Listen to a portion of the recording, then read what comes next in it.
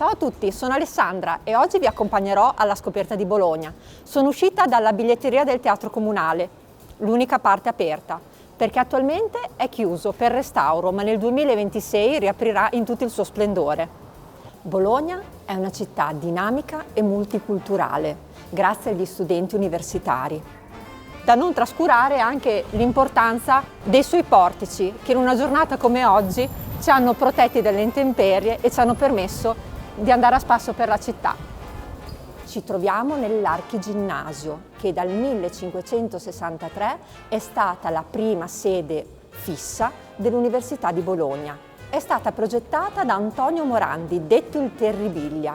Oggi è biblioteca comunale e possiamo anche visitare due gioielli, la sala dello Stabat Mater e il teatro anatomico.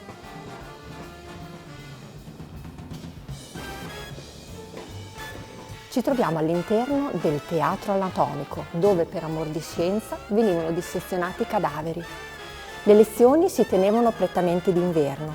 Qui veniva disteso il corpo da analizzare e tutto all'intorno si sedevano gli studenti ad osservare.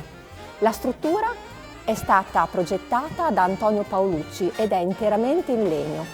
Ci sono le 12 statue dei più grandi medici di tutti i tempi e dei 20 più grandi anatomisti dell'Ateneo. Sì, diciamo che c'è un certo senso di humor, in quanto in alto abbiamo l'allegoria dell'anatomia, con un bel puttino che anziché un fiore le porge un bel femore umano.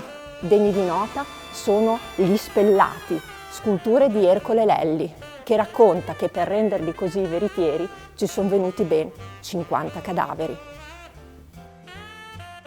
Ci troviamo all'interno della sala dello Stabat Mater.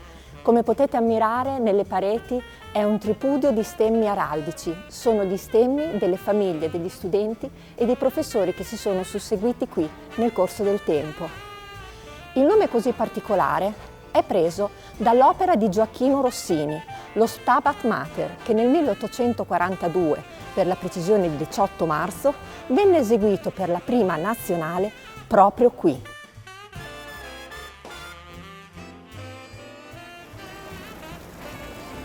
Piazza Maggiore è da sempre il cuore pulsante di Bologna. Qui abbiamo alle spalle la Fontana del Nettuno del Gian Bologna, ormai il simbolo delle città.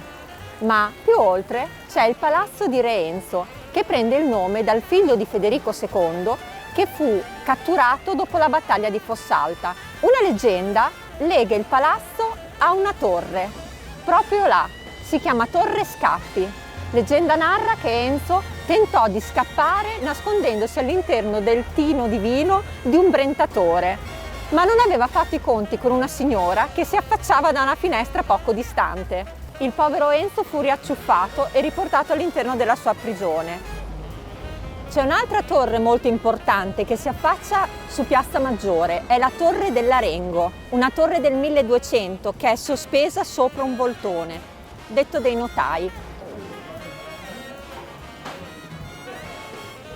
I secoli di dominazione longobarda hanno lasciato il segno anche a tavola. Infatti introdussero l'allevamento di Sua Maestà il maiale e quindi così a Bologna è nata la mortadella.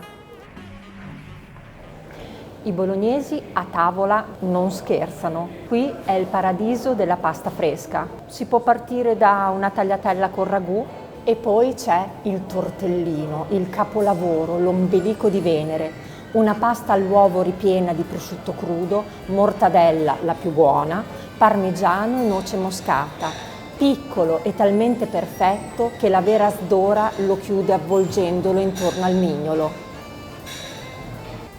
Bologna era una selva turrita. Nel Medioevo si contavano, si dice, fino a 200 torri che si ergevano nella città. Ormai simboli sono la Torre degli Asinelli e la Garisenda. Ci troviamo in piazza Santo Stefano, una delle più belle della città, e prende il nome dalla chiesa di Santo Stefano, conosciuta anche come complesso delle 7 chiese. La leggenda narra che sia stata fondata da San Petronio ed è costituita da un insieme di edifici che abbracciano tutto il periodo medievale, dal V al XI secolo. La finalità era quella di offrire ai bolognesi un pellegrinaggio in Terra Santa in tutta sicurezza e comodamente dalla propria città. L'affluenza degli studenti e l'aumento della popolazione chiese ai bolognesi di ingegnarsi per guadagnare dello spazio abitativo. Attraverso dei beccadelli, ancora nell'XI secolo, si cercarono di allungare i solai delle case sulle strade. Nacque così il portico, l'elemento caratterizzante di Bologna, dal 2021 patrimonio dell'UNESCO. Infatti nel 1288 il Comune di Bologna lo regolamentò e obbligò tutti i proprietari a costruirlo, mantenerlo e metterlo a disposizione dei cittadini. Per ora il nostro viaggio finisce qui, ma venite a Bologna, vi meraviglierete ad ogni angolo. Vi saluto!